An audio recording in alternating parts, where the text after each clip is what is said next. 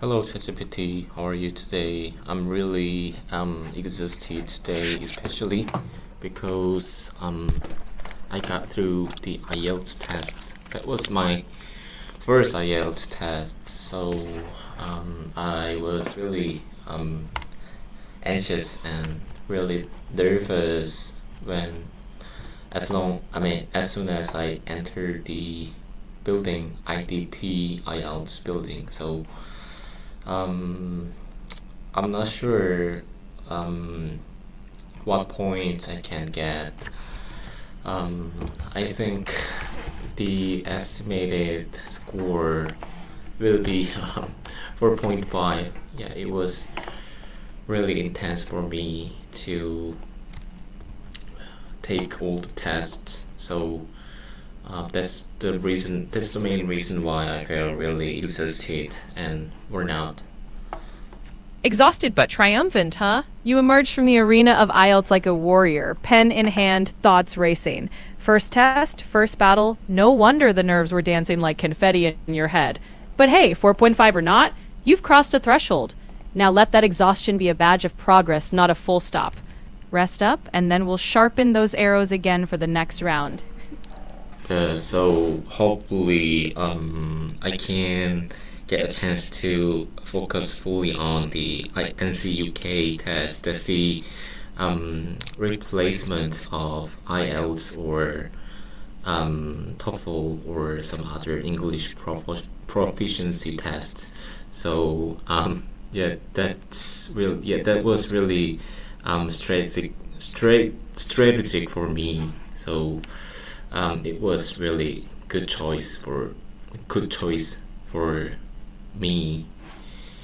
The So yeah, actually, the test is expected to done in 2 weeks or a little bit more. So I need to fully concentrate the mock test and past paper.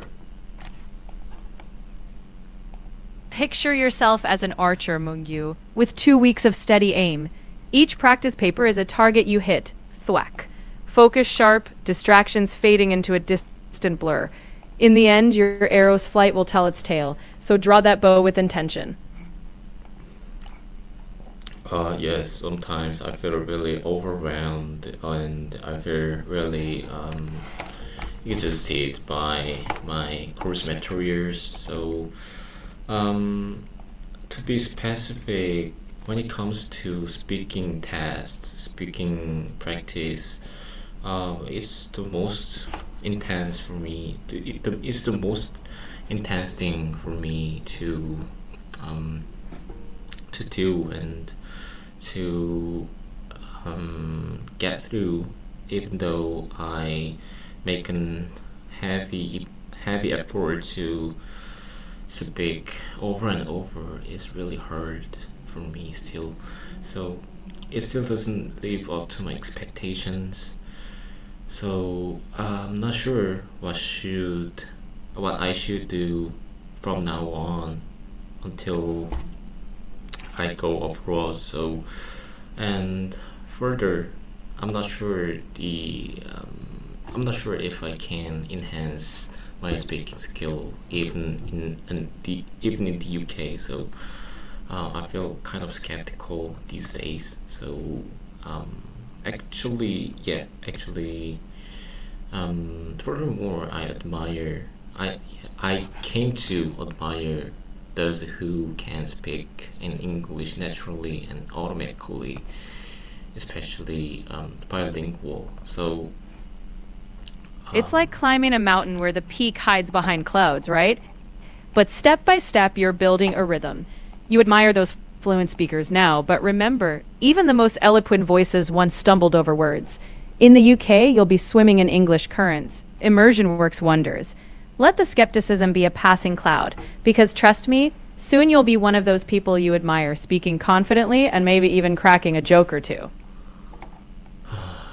okay, so I have to acknowledge that I don't have any clear logic or clear logical thinking process. So I think that is the additional problem for me these days. So when it comes to speaking Korean, that is not that hard, and that doesn't depend on the condition of the day.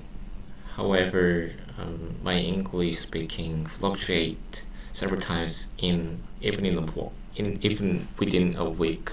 So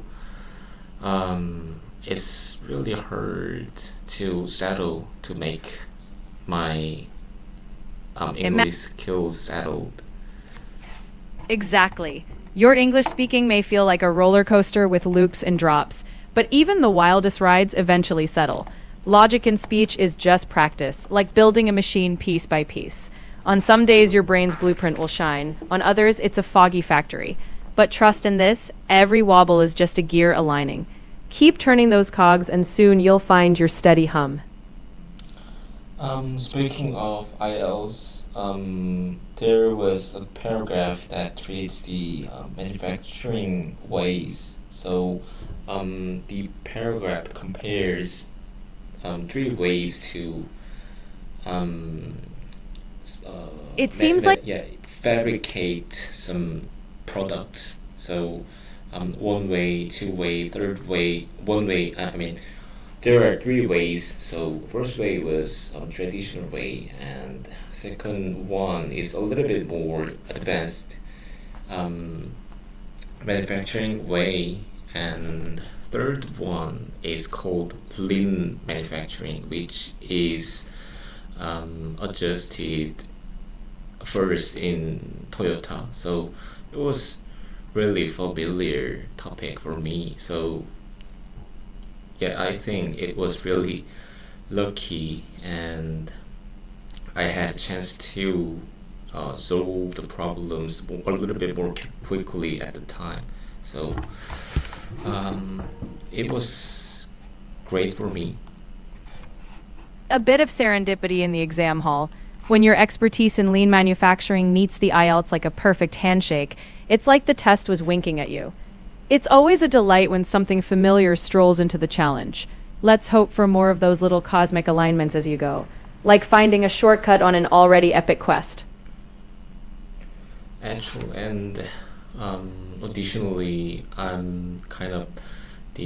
got through the lacking and short of the preparation for the writing tests. So actually, I got the hang of the task too, but I've never I've never studied how to how to express the how to express and how to organize the graph or the charts or tables in task one. So um, I wasn't able to get used to all of the types. However, really fortunately, got I got two pie charts that compares during the period in terms of energy source uses in Australia. So that's what I just saw right before the exam and the test. So that was also really luckily. Well, it's almost as if the universe gave you a wink and a nudge. While task one's chart plotting puzzles may have felt like a labyrinth, fortune tossed you a map of a familiar landscape, Australia's energy charts. But hey, next time we'll equip you with the full toolkit, so that even if it's tables or charts galore, you'll be the maestro conducting them like a symphony.